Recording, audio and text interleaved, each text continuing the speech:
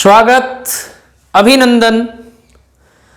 GR study hub में मैं रामनिवास बिश्नोई आपका स्वागत और अभिनंदन करता हूं।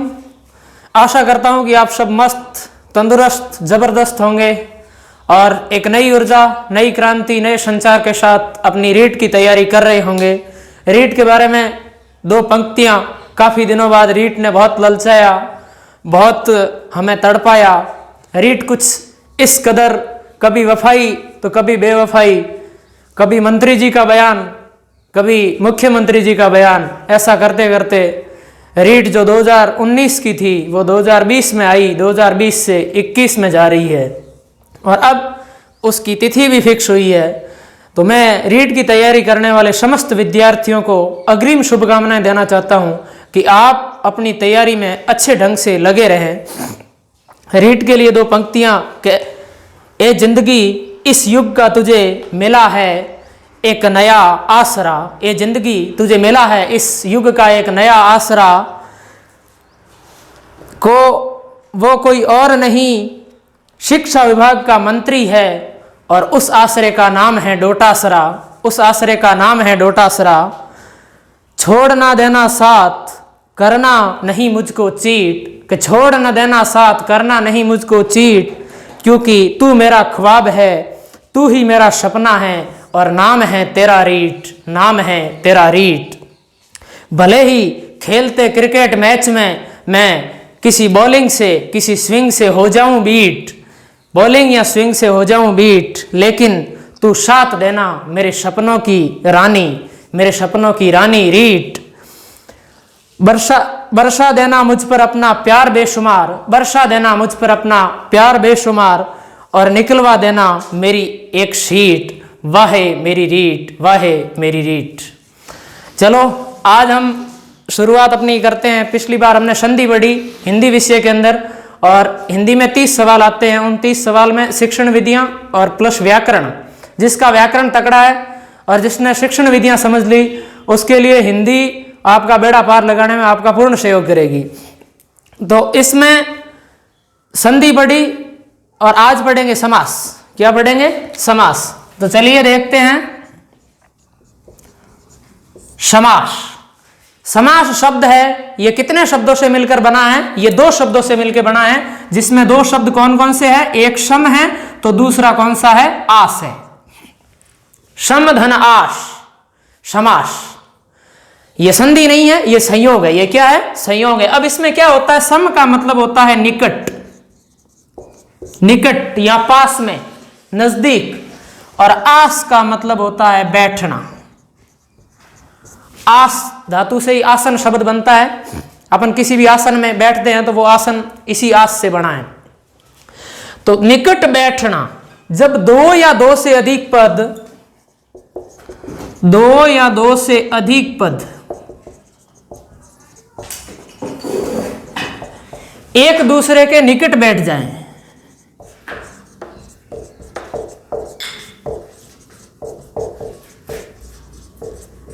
एक दूसरे के निकट बैठ जाए, मतलब क्या हुआ कि यानी दो शब्दों का परस्पर मेल हो जाए, दो पदों या दो शब्दों का क्या हो जाए? मेल। दो शब्दों का मेल हो जाए, वहां क्या होता है? उसे समास कहते हैं। वह समास होता है आपका। जैसे दो शब्द है माता पिता, माता और पिता, इनका विग्रह हुआ तो माता और पिता, और एक साथ लिख दिया तो माता पिता। कोई और भी शब्द हो गया, यथागति, यथार्थ, अर्थ के अनुसार, गति के अनुसार, वन मानुष, वन में रहने वाला मानुष, इस प्रकार। तो इसमें दो या दो से अधिक पद एक दूसरे के निकट बैठ जाएं, दो पदों यानी अर्थात इसका मतलब यह हुआ दो पदों या दो शब्दों का जो मेल है वो हमें क्या कहलाता है? समास कहलाता है। वो हमें यह दर्शाता है कि इस शब्द में समास है। चलो अब हम यहां पे समास के बारे में जानकारी लेंगे। अब एक चीज और होगी, ये शब्दों का मेल है, पदों का मेल है, लेकिन संधि अलग है। अब संधि और समास में फर्क क्या चीज है? आप इसे एक बार देख लो कि भाई दो या दो से अधिक पद जब एक दूसरे के निकट बैठ जाए, कहने का मतलब यह है कि दो पदों का मेल हो जाए, दो शब्दों का मेल हो जाए, उस सिचुएशन को अपन क्या कहेंगे? उसे कहेंगे समास। तो यह हमारा हुआ समास। अब समास और संधि में कुछ अंतर होता है, वो क्या है वो अभी देखते हैं अपन। समास और संधि में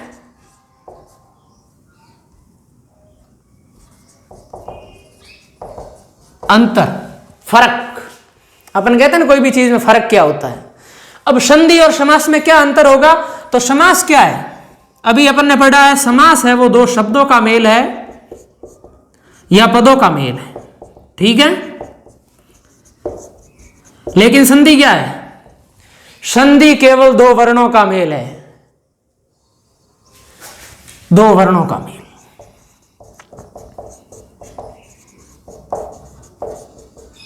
संधि है वो आपकी क्या है, दो वर्णों का मेल है। समास और संधि में अंतर के दो शब्दों और पदों का मेल हो जाए तो वह समास है, और जब दो वर्णों का मेल हो जाए तो वह संधि है। अब इसको आप समझ सकते हैं, जैसे अपन शब्द लेते हैं हिम धन आल्य, इसमें दो वर्ण आपस में जुड़ रहे हैं, इसका अ और इसका आ जुड़ रहा है, इसीलिए यह हिमालय हो रहा है, ठीक है। उसी प्रकार इस तरफ अपन ने ले लिया, इसमें यह चीज होगी क्या कि जैसे माता पिता, माता पिता के शब्द से इस एक ये जो सूचक शब्द का चिन्ह है इसके द्वारा या और का लोप हो जाता है यहां पर, और उसके द्वारा माता पिता शब्द आपस में जुड़ गए और इसका विग्रह करते हैं तो बनता है माता अलग है, माता और पिता। ये शब्दों का मेल था, मतलब इसमें समास है। कौन सा समास है, समास का एक भाग आएगा आगे, द्वंद्व समास, ये उसी का रूप है। द्वंद्व समास का भी पहला समार द्वंद्व ना होकर के विकल्पिक द्वंद्व भी नहीं होगा, इतरेतर द्वंद्व होगा, वो इसमें आएगा माता और पिता में। तो समास और संधि का अंतर अब आप सबको स्पष्ट समझ में आ गया होगा। चलो फिर आगे चलते हैं, समास के रूपों के बारे में जानते हैं, समास के भागों के बारे में जानते हैं, समास के प्रकारों के बारे में जानते हैं, समास के भेदों के बारे में जानते हैं। आखिर समास क्या है, इस समास के बारे में ही कुछ जानते हैं। अब चलो समास के बारे में क्या, अब देखो पहला समास समास है, उसकी परिभाषा कैसे दी जाएगी कि इसमें पदों का मेल होता है, अपन ने पढ़ा जैसे शब्दों का मेल होता है। अब इसका प्रकारों का विभाजन कैसे होगा, विभाजन इस प्रकार होगा कि उसमें अपन जब देखेंगे कि समास के प्रकार, तो समास के प्रकार किसके आधार पर होंगे, समास के प्रकार है वो पद प्रधानता के आधार पे होंगे। किस आधार पे होंगे, पद प्रधानता के आधार पर। अब पद प्रधानता कैसे, ये पद प्रधानता कहां से आ गई बीच में, तो समास है वो दो पदों का मेल है, आपको बताया दो या तीन पदों का, दो से अधिक भी हो सकता है, ऐसा कुछ नहीं, कोई शब्द हो। तो इसमें क्या हुआ, दो पदों का मेल होता है। तो दो पद कौन कौन से, एक तो हो गया पूर्व पद, जो पहला पद है उसे पूर्व पद कहते हैं, और दूसरा पद है उसे पर पद या फिर उत्तर पद भी कहा जाता है। पर पद और उत्तर पद कहेंगे, उसे क्या कहेंगे, पर पद और उत्तर पद। अब इसमें क्या होता है, पद की प्रधानता, किसी में पहला पद प्रधान होता है, कोई ऐसा है जिसमें पहला पद प्रधान, कोई ऐसा है जिसमें दूसरा पद प्रधान, उत्तर पद प्रधान। कोई समास ऐसा भी हो सकता है जिसके अंदर दोनों पद ही प्रधान, और कोई समास ऐसा भी हो सकता है जिसके अंदर दोनों पद है वो गौण हो जाएंगे, दोनों पद गौण, और कोई तीसरा ही पद प्रधान या अन्य पद प्रधान, तीसरा पद प्रधान हो जाएगा, ठीक है ना। प्रधानता के आधार पर पहला पद प्रधान, दूसरा पद, दोनों पद प्रधान या दोनों पद गौण, उस आधार पर। तो इस आधार पर जैसे चार सिचुएशन बन रही है, तो इन्हीं चार सिचुएशन को मद्देनजर रखते हुए आपके चार प्रकार के समास होते हैं। कितने प्रकार के समास होते हैं, चार प्रकार के होते हैं। चलो चार प्रकार के समास अब अपन आगे पढ़ेंगे, एक बार इसे देख लो। पद प्रधान, पहला पद प्रधान, दूसरा पद प्रधान, दोनों पद प्रधान या दोनों पद गौण, ये सिचुएशन आएगी, उसके आधार पे हमारे समासों का है वो विभाजन हो रहा है। और समास कितने प्रकार के होते हैं, समास हमारे चार प्रकार के होते हैं। कितने प्रकार के होते हैं, चार प्रकार के। अब चार प्रकार, समास के प्रकार कितने हैं, चार, चार प्रकार है। कितने प्रकार है, चार प्रकार। अब चार प्रकार है, चार प्रकारों में पहला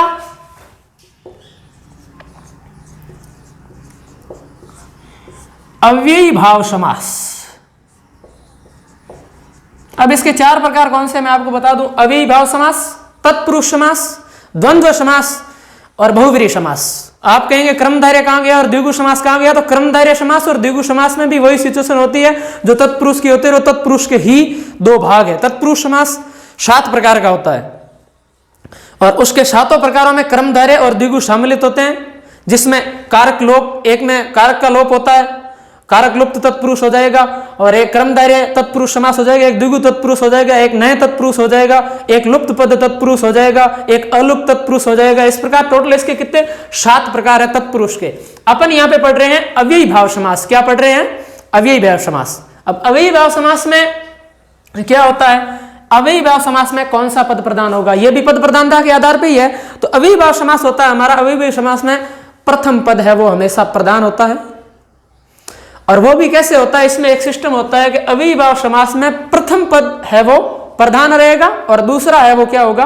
गौण होगा। यहां दूसरे की विशेषता बताई जो भी बात है, जैसे कि इसमें प्रथम पद प्रधान,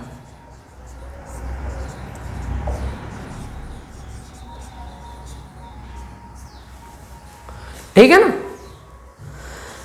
अब इसमें प्रथम पद प्रधान हो गया और अव्ययी भाव जैसा इसका नाम है, इसमें अव्यय का रोल बहुत महत्वपूर्ण होता है। किसका रोल महत्वपूर्ण होता है? अव्यय का रोल महत्वपूर्ण होता है। अब अव्यय का कैसे होगा?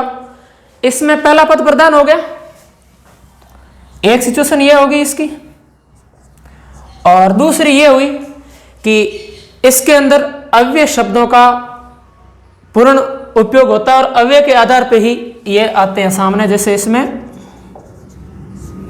अव्यय शब्द होगा, पहला पद होगा वो। उपसर्ग युक्त शब्द भी इसमें आएगा, उपसर्ग युक्त हो गया। और तीसरा हमारा 3 इसके ये हो गए, और चौथा इसमें ये है कि पुनरावृत्ति वाले शब्द होते हैं। कौन से? पुनरावृत्ति, बार बार, जैसे रातों रात, चलो चले, या चला चल, ये जो भी शब्द होते हैं उसमें पुनरावृत्ति होती है। पुनरावृत्ति वाले शब्द भी किस में आएंगे? हमारे अव्ययी भाव समास में आएंगे। इसके उदाहरणों में देखें तो एक बात और, इसमें जब अपन समास का विग्रह करते हैं ना, तो समास विग्रह में एक चीज अपन को हमेशा नोट करनी है और ध्यान देने योग्य चीज यह है कि जब भी आप समास का विग्रह करो, मैं केवल इस अव्ययी भाव समास की बात नहीं कर रहा हूं, मैं पूरे समास की बात कर रहा हूं, संपूर्ण समास, उसके चारों भाग। समास विग्रह में हमेशा मूल शब्द काम में लेना है। क्या करना है? मूल शब्द काम में लेना है। किसी भी समास को अगर आप उसका रूप तोड़ रहे हैं या विग्रह कर रहे हैं, तो उस स्थिति में आप मूल शब्द प्रयोग लोगे, उसका समानार्थी या पर्यायवाची शब्द नहीं लोगे। समानार्थी और पर्यायवाची शब्द लेते हो, इसका मतलब आपका समास विग्रह है वो गलत है। अब इसमें मूल शब्द जब पूरी रूप से उपयोग लोगे, जो जिसे भी तोड़ोगे, जैसे माता पिता, तो माता और पिता, ऐसा ना कर दे मात्र और पितृ, वो गलत हो जाएगा। मातृ आज्ञा, अब मातृ आज्ञा है तो उसमें ये लिखेंगे मातृ की आज्ञा, मातृ की आज्ञा, ऐसा नहीं लिखेंगे माता की आज्ञा। माता की आज्ञा लिखोगे तो क्या होगा? वो उसका समानार्थी शब्द हो गया मातृ का। तो अपन को मातृ की आज्ञा ये ही लिखना है। ये चीज थी, ये बहुत महत्वपूर्ण चीज है, इसे आप नोट करना। समास विग्रह में मूल शब्द का प्रयोग करना है। किसका प्रयोग करना है? मूल शब्द का ही प्रयोग करना है। समानार्थी शब्द या पर्यायवाची शब्द, कैसा शब्द? समानार्थी शब्द या पर्यायवाची शब्द है वो काम में नहीं लेना है। इस बात को स्पष्ट ध्यान रखें, इसे उपयोग में नहीं लेना, ठीक है ना। अब इसमें अपन देखेंगे अव्ययी भाव समास के विग्रह के नियम।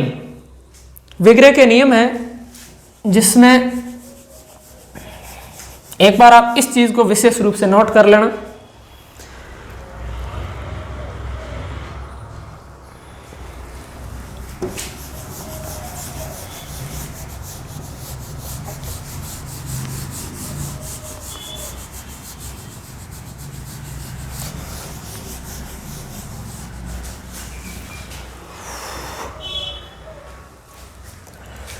अब देखो इसमें पहला नियम विग्रह के नियम, ये अव्ययी भाव की बात हो रही है, ध्यान रखना। अव्ययी भाव समास। अव्ययी भाव समास में क्या होता है, इसमें विग्रह के जो नियम है वो अपन को काम में लेने। विग्रह के नियम कौन कौन से? पहला नियम यह है कि अगर कोई आ उपसर्ग से शब्द बन रहा है और उसका विग्रह करना है, आ उपसर्ग वाले शब्द का विग्रह कर, तो जब विग्रह करो तो क्या करना है, तो यही चीज ध्यान में रखनी है कि आ उपसर्ग वाला शब्द है और उसका विग्रह कर रहे हो तो शब्द के विग्रह के अंत में, शब्द के विग्रह के अंत में तक शब्द लिखना है। क्या लिखना है? तक। जैसे अब उदाहरण के तौर पे आप इसे समझोगे, जैसे आजीवन, ठीक है, इसका मतलब हो गया जीवन तक, या जीवन भर भी हो सकता है, इसका ऐसा कुछ नहीं है। जीवन तक, जीवन तक मतलब जीवन रहने तक। अब जैसे आजन,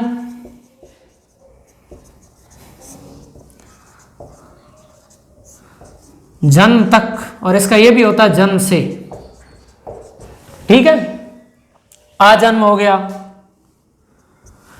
और आजानु बाहु,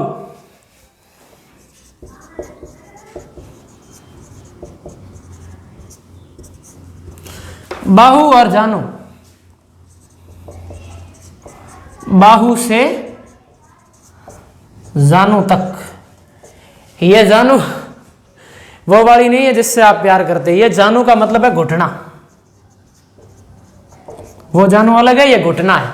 बाहु से लेकर के यानी कि भुजा से लेकर के घुटने तक, आ जानू बाहु, बाहु से जानू तक, आ जानू बाहु। ये अर्थ मत निकाल लेना आ जानू बाहु, आ जानू और बाहु में आ जाए, ऐसे नहीं। आ जानू बाहु मतलब बाहु से जानू तक या घुटना तक। तो ये आपके इसके उदाहरण हो गए। आ उपसर्ग वाले शब्द का विग्रह करो तो शब्द के विग्रह के अंत में क्या शब्द लिखना है आपको? तक लिखना है। जैसे आकंठ, तो आपका हो जाएगा कंठ तक, ठीक है ना। आ उपसर्ग वाले शब्द विग्रह करो तो शब्द के विग्रह के अंत में तक शब्द लिखना है। इस बात का आपको स्पष्ट ध्यान रखना है। आमरण हो, मरण तक, आ जन्म था, जन्म तक मतलब जन्म तक या जन्म से, आजीवन, जीवन रहने तक, ये सारी चीजें। आ उपसर्ग वाले शब्द का विग्रह करो तो शब्द के विग्रह के अंत में क्या लिखते हैं? आकंठ, सॉरी तक वगैरह लिखते हैं, जैसे आकंठ, कंठ तक। अब इसका दूसरा रूप, दूसरा नियम। पहले इस नियम की एक बार चाहो तो स्क्रीनशॉट ले लो।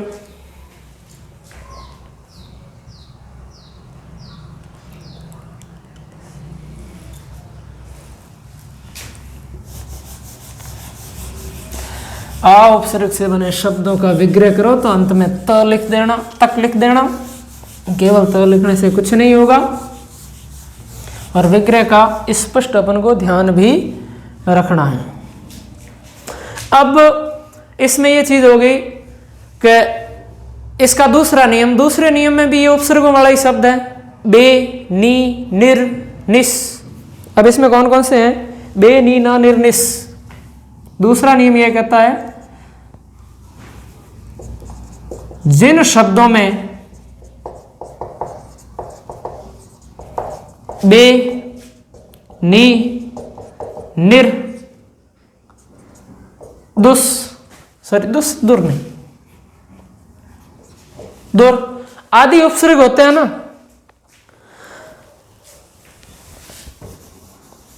दुर इसमें नहीं होगा, वो तो दुर्गम वाले में चला जाएगा, कठिन।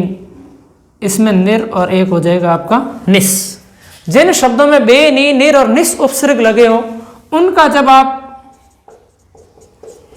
उपसर्ग लगे हो तब विग्रह करते वक्त क्या करना है? उसका विग्रह करते समय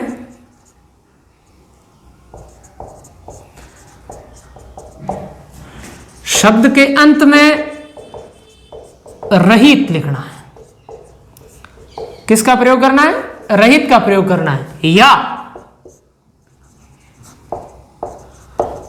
शुरुआत में बिना का प्रयोग करना है।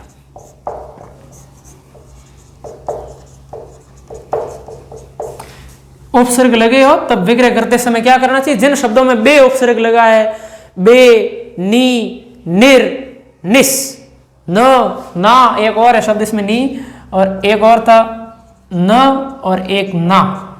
ये दो शब्द भी नी है क्योंकि नी जो मना के अर्थ में है, तो न ना भी इसके साथ में ही है। तो बे, नी, निर, निस, न और ना इन उपसर्ग लगे शब्द है, तो उनको जब आप तोड़ोगे, उनका विग्रह करोगे, उसमें अंत में या तो रहित लिख दो या तो रहित लिखो। एक ऑप्शन ये भी है, अगर किसी में रहित सही सेट नहीं हो रहा तो उसके शुरुआत में बिना लिख दो। अब जैसे इसके उदाहरणों के तौर पे एक शब्द लिखा मैंने नीडर। अब नीडर का दोनों हो जाएगा, आप शुरुआत वाला लिखो तो बिना डर के, और या फिर डर से रहित। ठीक है ना। अब एक दूसरा शब्द ले लेते हैं, जैसे बेनजर। तो बिना नजर के, नजर बोला तो दृष्टि, बिना नजर के या फिर नजर से रहित। उसी प्रकार और भी शब्द हो सकते हैं, जैसे चैन रहित, बेचैन।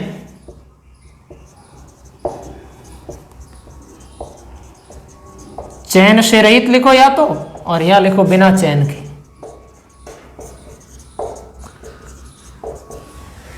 एक चीज इसमें ध्यान रखना, जैसे कई चीज डबल आ रही बिना डर के सर दोनों आगे, बिना डर के और डर से रहित, तो क्या होगा?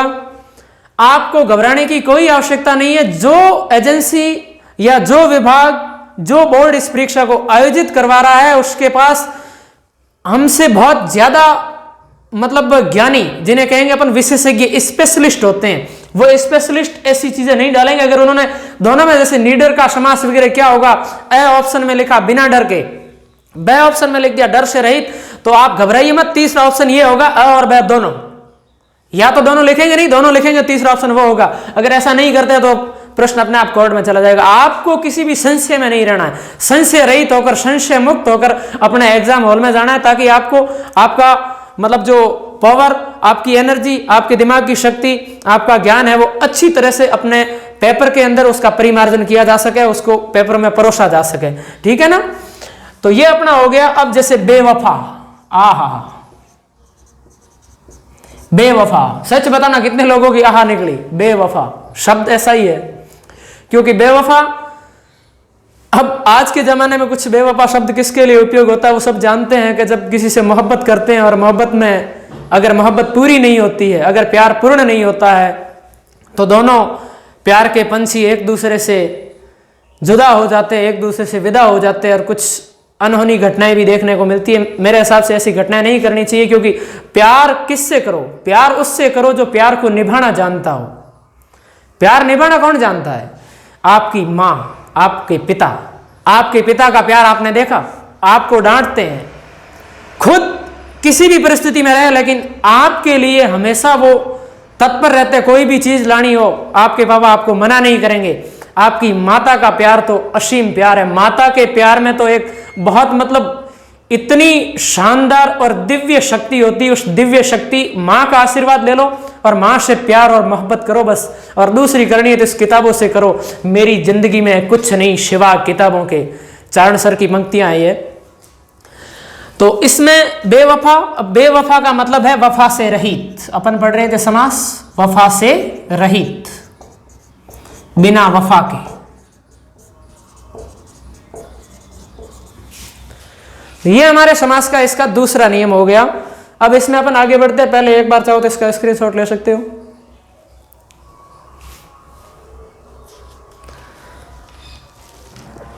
अब ये अव्ययीभाव समास चल रहा है। अव्ययीभाव समास का जो तीसरा नियम है वो अपन को इससे आगे पढ़ना है।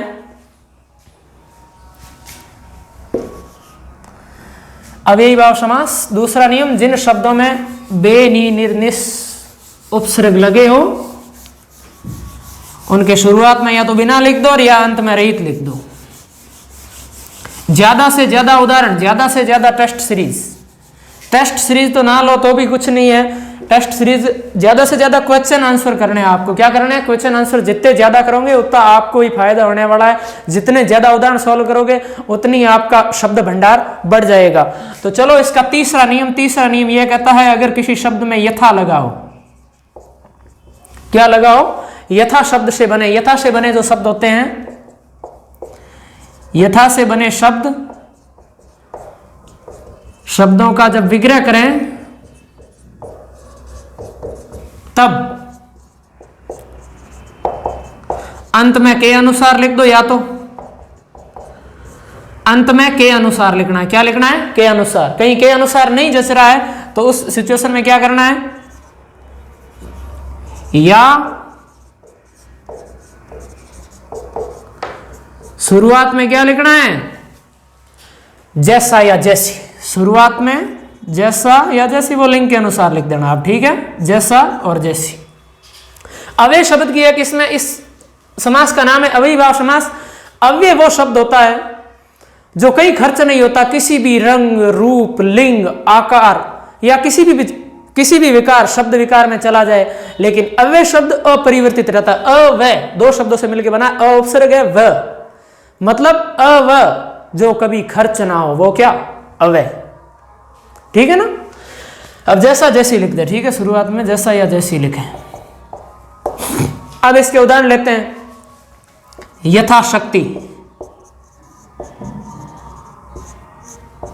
तो क्या हो जाएगा? विग्रह शक्ति के अनुसार। क्या हो जाएगा? शक्ति के अनुसार।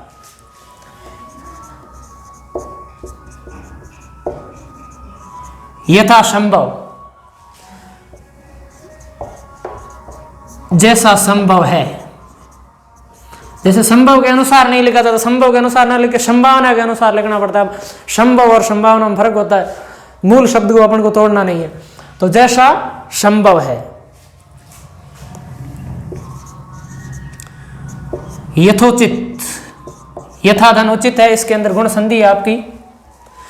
अब यथोचित इस शब्द को जब तोड़ेंगे तो क्या होगा? उचित के अनुसार नहीं, जैसा उचित है।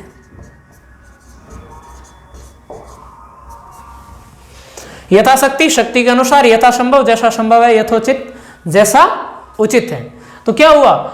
यथा से बने शब्द हैं, उन शब्दों को जब आप विग्रह करते हो तो उसके अंत में के अनुसार लिखना है, या फिर शुरुआत में जैसा जैसी ऐसा लिख देना, ठीक है? जैसे यथाक्रम शब्द है, एक ले लो, और उदाहरण देते हैं। यथाक्रम, जैसा क्रम है, इसके दोनों हो सकते हैं, क्रम के अनुसार।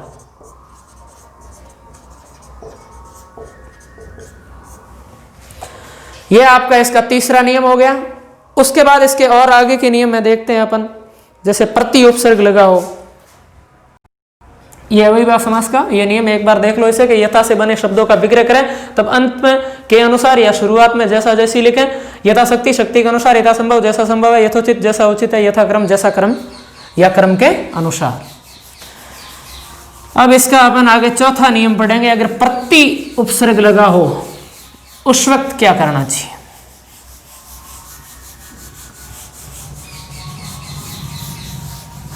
प्रति उपसर्ग लगा हो तो एक तो यह करना होता है कि प्रति उपसर्ग लगा हो तो उसमें उसे या तो 2 बार लिख दो। नंबर 4,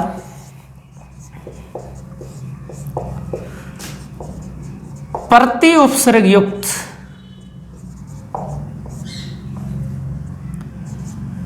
शब्दों का विग्रह करो।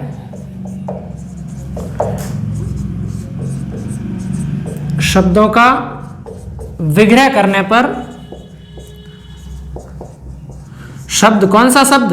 मूल शब्द। मूल शब्द को 2 बार लिखो। इसमें भी अथवा है, टेंशन ना लेना। दूसरा ऑप्शन भी है, या मूल शब्द है उस शब्द के आगे आप क्या जोड़ दो? शब्द के आगे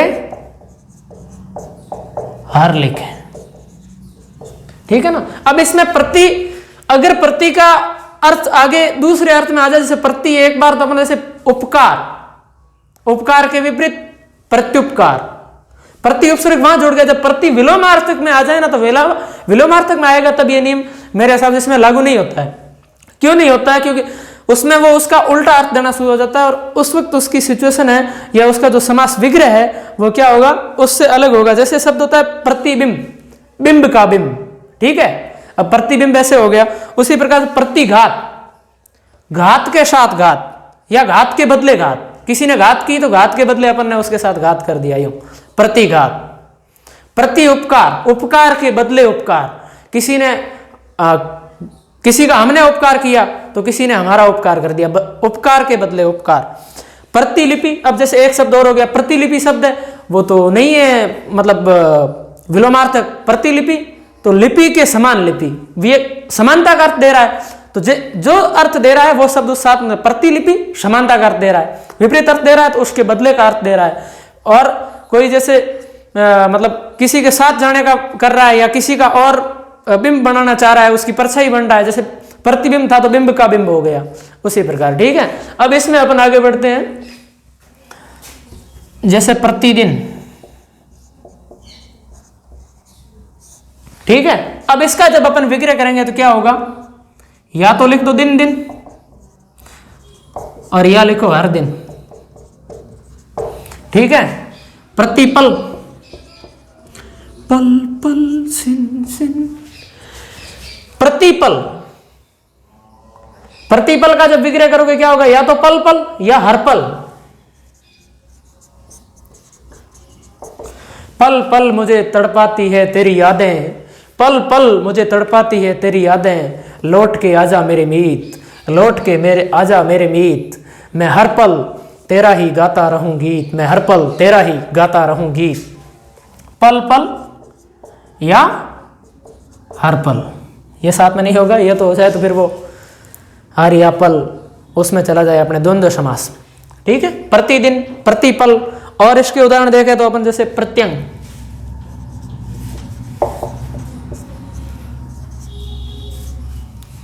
तो या तो हर अंग और या फिर अंग अंग, जो भी उचित हो वो लिखने, ठीक है ना। अब इसका अंतिम रूप अपन कर रहे हैं अव्ययीभाव समास का, और अव्ययीभाव समास का अंतिम रूप में यह तो था अपने इस उपसर्ग वाला शब्द प्रति उपसर्ग वाला। प्रति जब विलोमार्थक शब्द में आ जाए उसके भी आप एक दो उदाहरण समझ लीजिए। जब प्रति विलोमार्थक में आ जाए, प्रति का प्रयोग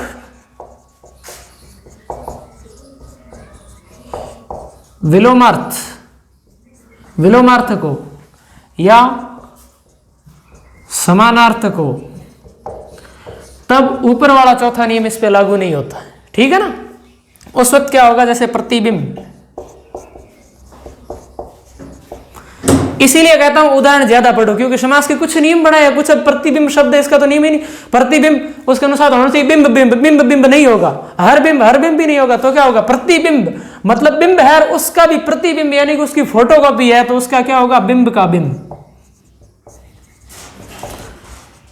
बिंब का बिंब। अब जैसे लिख दिया प्रतिघात, घात के बदले घात।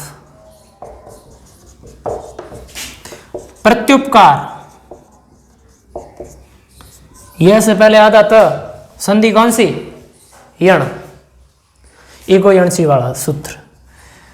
प्रत्युपकार, उपकार के बदले उपकार।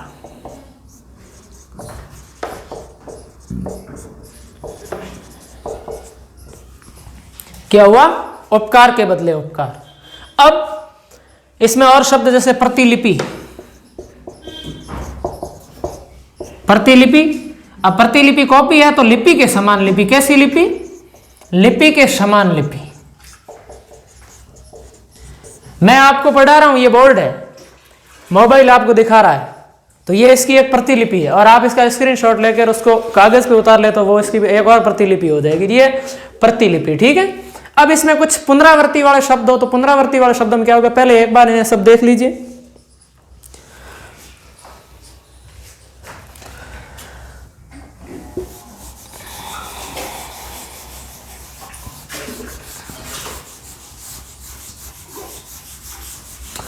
इसमें अव्ययीभाव समास का ये जो अंतिम नियम, अंतिम जो अपने 4 नियम लिखे थे कि भाई पहला पद प्रधान अव्यय इसमें होता है, उपसर्ग शब्द भी इसमें होता है, और चौथा था पुनरावर्ती वाले शब्द। अब उस पुनरावर्ती जैसे मारा मारी शब्द है, पुनरावर्ती वाले शब्दों का जब विग्रह करेंगे तो वो उस शब्द की सिचुएशन के अनुसार है। जैसे मारा मारी, ठीक है। अब मारा मारी का विग्रह क्या होगा? मार मतलब मारा मारी 2 बार इसको अपन ने उपयोग में ले लिया, तो मारा मारी का मतलब है मार के बाद मार, डबल मार। भाई 2 बार मारा मारी आ गया तो मार के बाद मार। लूटम लूट, खुली लूटम लूट मचा रखी है। लूटम लूट क्या होगा? लूट के बाद एक और लूट, लूट के बाद लूट। और उदाहरण ले तो साफ साफ, रातों रात, साफ साफ, यानी कि साफ के बाद साफ। अब इसका मतलब यह मत करना साफ के बाद सफाई, अपन को मूल शब्द तोड़ना नहीं है, साफ के बाद साफ। अगला इसमें शब्द रातों रात,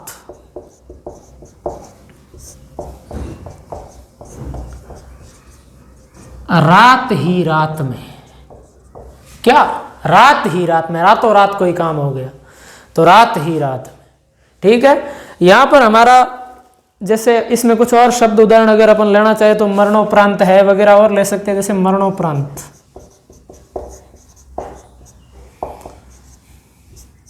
मरणोपरांत वैसे इस पुनरावर्ती वाले में नहीं है, लेकिन मरणोपरांत भी शब्द इसी का है, मरने के उपरांत। मरणोपरांत क्या हो गया? मरने के उपरांत। बाकायदा, कायदे के सहित, बाइज्जत, इज्जत के सहित, ये ऐसी चीजें हैं। ये भी इसीलिए कहता हूं उदाहरण ज्यादा से ज्यादा पढ़ें। जैसे बाकायदा क्या हो जाएगा? कायदे के सहित, बाइज्जत, इज्जत के सहित।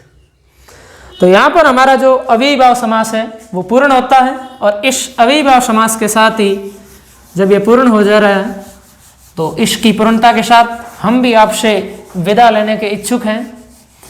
तो मैं सबसे पहले आपको बता दूं कि इस वीडियो को जितना हो सके लाइक करें, शेयर करें और सब्सक्राइब करें। अपने दोस्तों को भेजें, अपने मित्रों को भेजें, और जितना आप ज़्यादा इसे आगे भेजोगे उससे, वो मैंने कल ही बताई थी एक कक्षा में कि सरस्वती के भंडार की बड़ी अपूर्व बात, ज्यों खर्चे त्यों बढ़े और बिन खर्चे घट जात। इस सिचुएशन में अपन को क्या करना है? ज्ञान को बढ़ाना है, यानी कि इस ज्ञान को आगे से आगे अपन को क्या करना है? फैलाना है। यह सब आपके हाथ में है। जीआर स्टडी हब हमेशा आपके साथ है, हमेशा आपके साथ रहेगा, आपके उज्जवल भविष्य की कामना करता है। शुक्रिया।